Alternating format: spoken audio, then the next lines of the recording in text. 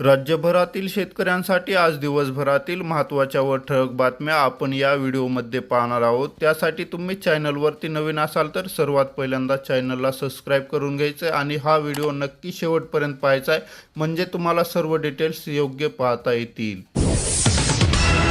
शेतकऱ्याच्या विविध मागण्या, जिल्हाधिकारी कार्यालयावर धडकला विराट बैलगाडी मोर्चा। रखरखत्या उन्हात शेतकऱ्यांचा टाहो, मंत्र्याच्या घरासमोर उपोषणाचा इशारा। बीड जिल्हा तुकाराम मुंढे यांनी पदभार घेताच अवघ्या 7 दिवसात 33 जणाला अटक।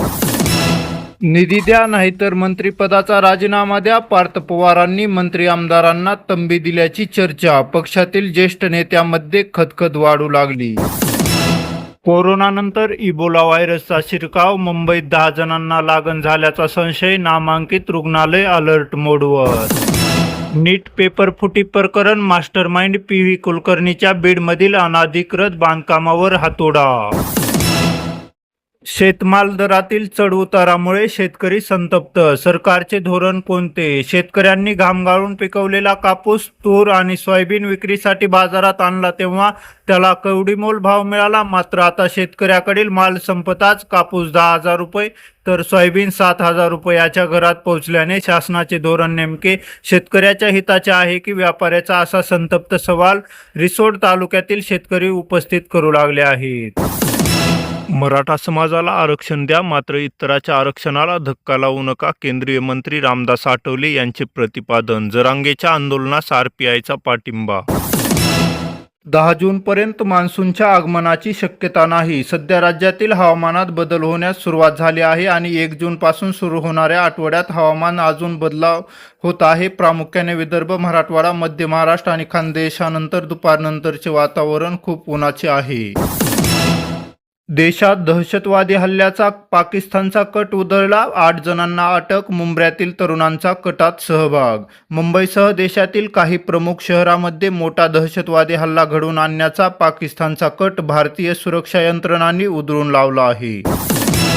जनतेच्या आरोग्याशी खेळणाऱ्यांची खैर नाही, तुकाराम मुंढेचा धडाका, 3 दिवसात 33 जणांना अटक। आरोग्याशी खेळ करणाऱ्यांना माफी नाही, राज्याच्या अन्न व औषध प्रशासन विभागाचा पदभार स्वीकारताच आयुक्त तुकाराम मुंढे यांनी आक्रमक पवित्रा घेतला आहे। पदभार स्वीकारल्यानंतर सोमवारीच त्यांनी राज्यभर विशेष तपासणी मोहीम राबवण्याचे आदेश दिले होते। CBSEच्या पुनर्मूल्यांकन शुल्कावर राहुल गांधींची टीका। तुम्ही काय ओबीसींना पाळणा आणि मराठ्यांना झोका बांधून दिला का? जरांगेचा वडगंटीवार वर जोरदार हल्ला। कापूस आयातीवरील सीमाशुल्क हटवले, कापड उद्योगाला दिलासा।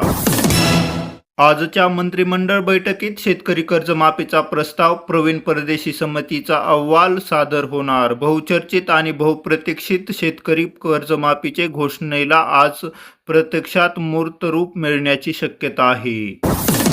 जे नशे ललाटी ते करी तलाटी, प्ररित 262 एकर जमिनीचा घोटाळा, तलाटी आणि मंडळ अधिकाऱ्यांना जेलमध्ये घाला, देशमुख यांची मागणी। बीड जिल्हा काँग्रेस कमिटीच्या वतीने पेट्रोल डिझेल दरवाढी विरोधात आंदोलन।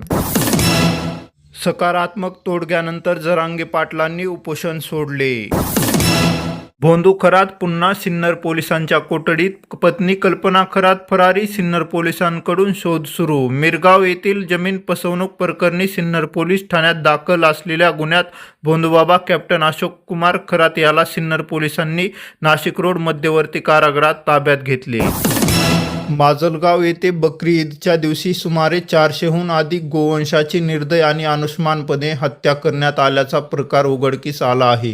हा प्रकार अत्यंत संतापजनक असून प्रकरणाचा तातडीने तपास करून दोषीवर कडक कारवाई करावी, असे निर्देश राज्याच्या पर्यावरण व पशुसंवर्धन मंत्री नामदार पंकजाताई मुंडे यांनी जिल्हा पोलीस अधीक्षकांना दिले आहेत।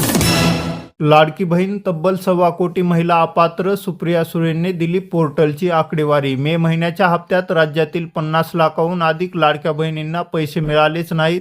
लाडकी बहीण योजनेतून 80 लाख महिलांना विविध कारणास्तव वगळण्यात आले असल्याचे समोर आले आहे। त्यानंतर विरोधी पक्षातील नेत्यांनी जोरदार आवाज उठवला असून हा लाडक्या बहिणीवर अन्याय असल्याचे म्हटले आहे।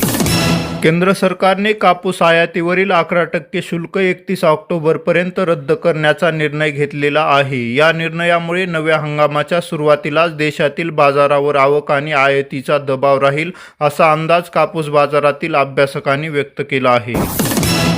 गोतस्करी करणाऱ्या टोळ्यांवर थेट मोकोका. गोवंशाची अवैध वाहतूक, अवैध कत्तल आणि अनधिकृत कत्तलखान्यांना पूर्णपणे आळा घालण्यासाठी दिंडोरी उपविभागात कायद्याची अत्यंत कठोर अंमलबजावणी केली जाणार आहे. वारंवार आणि संघटितपणे गोतस्करी करणाऱ्या टोळ्या व व्यक्तीविरोधात थेट मोकोका अंतर्गत कारवाई करण्याचे स्पष्ट निर्देश प्रांत अधिकारी डॉक्टर अण्णा आप्पासाहेब शिंदे यांनी दिले आहे. शेतकरी बंधूंनो, दररोज महत्त्वाच्या बातम्या व अशा योग्य अपडेट्स पाहण्यासाठी आपल्या चॅनलला सर्वात पहिल्यांदा सबस्क्राईब करून घ्या. धन्यवाद.